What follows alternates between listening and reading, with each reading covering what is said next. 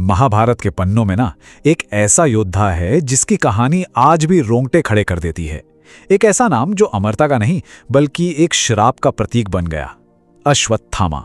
तो चलिए आज हम उस योद्धा के सफर पर चलते हैं जिसका जन्म तो हुआ था वरदानों के साथ, लेकिन जिसकी किस्मत में सिर्फ और सिर्फ अंतहीन पीड़ा लिखी थी। देखिए, इस श्राप की भयावहता को समझने के लिए हमें पहले उस इंसान को समझना होगा। एक ऐसी शख्सियत जो दिव्य शक्ति और दुनिया के संघर्षों के बीच पिसकर बनी थी। अश्वत्थामा कोई मामूली बच्चा नहीं था, वो खुद भगवान शिव का अंश थे, जो उनके पिता गुरु द्रोणाचार्य को बड़ी कठिन तपस्या के बाद मिले थे। और उनके माथे पर जन्म से ही एक दिव्य मणि थी जो उन्हें भूख, प्यास, बीमारी और हर तरह के हथियार से लगभग अजेय बनाती थी। पर यहीं पर उनकी जिंदगी का सबसे बड़ा कॉन्फ्लिक्ट था। सोचिए, एक तरफ तो थी इतनी जबरदस्त दिव्य शक्ति और दूसरी तरफ भयानक गरीबी, एक ऐसी कड़वी सच्चाई जिसने बचपन से ही उनके मन में एक असंतोष, एक गुस्सा भर दिया था। और फिर वो घड़ी आई जिसने सब कुछ बदल दिया। कुरुक्षेत्र का महायुद्ध, एक ऐसी रणभूमि जहां उनकी महानता और उनका गुस्सा आपस में टकराए और उन्हें एक ऐसे अंधेरे रास्ते पर ले गए जहां से लौटना नामुमकिन था। देखिए, सब कुछ शुरू हुआ उनके पिता की उस धोखे से हुई हत्या से। वो एक ऐसा ट्रिगर था जिसने उन्हें बदले की आग में इस कदर झोंक दिया कि वो बस तबाही की तरफ बढ़ते चले गए।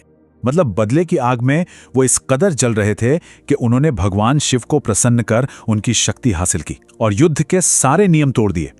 उन्होंने सोती हुई पांडव सेना पर हमला किया और पांडवों के 5 बेटों को नींद में ही बेरहमी से मार डाला। और ये जो पाप उन्होंने किया था, ये ऐसा था जिसकी कोई माफी नहीं थी।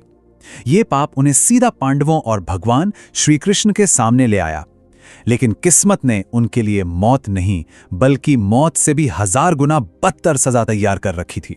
तो हुआ ये कि जब पांडव उनके पीछे पड़े तो गुस्से और हताशा में अश्वत्थामा ने अपना सबसे घिनौना, सबसे बड़ा पाप किया। उन्होंने ब्रह्माशिरास्त्र चला दिया, एक ऐसा हथियार जिसे वापस नहीं लिया जा सकता था। और जब वो इसे लौटा नहीं पाए तो पांडव वंश को खत्म करने के लिए उन्होंने इसे अभिमन्यु की पत्नी उत्तरा के गर्भ की तरफ मोड़ दिया।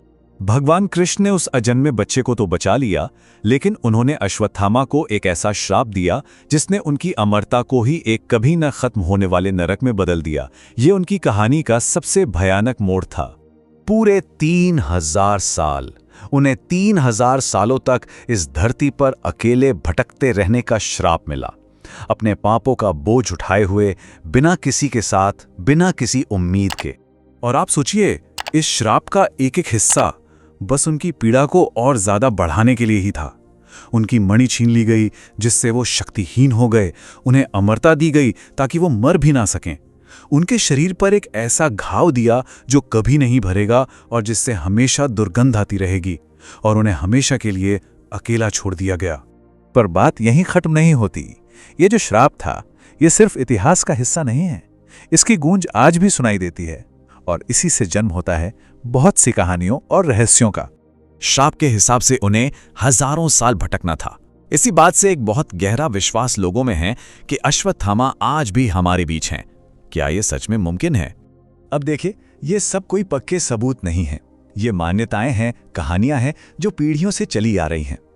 खासकर मध्य प्रदेश के असीरगढ़ किले के बारे में तो ये भी कहा जाता है कि वहां एक बंद शिव मंदिर में रोज सुबह शिवलिंग पर ताजे फूल चढ़े मिलते हैं, और लोग मानते हैं कि ये कोई और नहीं बल्कि खुद अश्वत्थामा है जो आज भी पूजा करने आते हैं।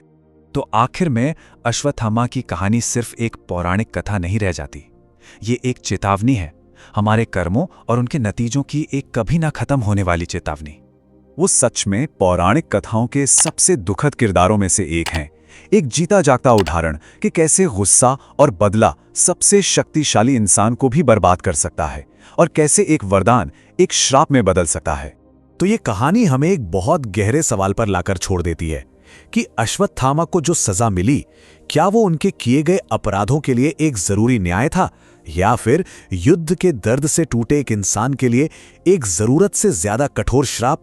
यदि आपको ये जानकारी पसंद आई हो तो ऐसे ही और रोचक वीडियो के लिए भारत की धरोहर को अवश्य सब्सक्राइब करें।